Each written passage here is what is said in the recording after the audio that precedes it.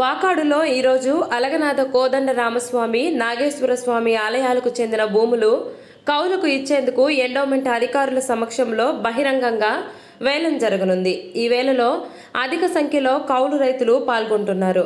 ఈ మేరకు వాకాడు ఎస్ఐ నాగబాబు మాట్లాడుతూ దేవాలయం ప్రాంగణంలో 100 మీటర్ల సమీపంలో 144 సెక్షన్ అమలవుతుందని, రైతులు మాత్రమే దేవాలయంలోకి ఎంట్రీ ఉంటుందని తెలిపారు।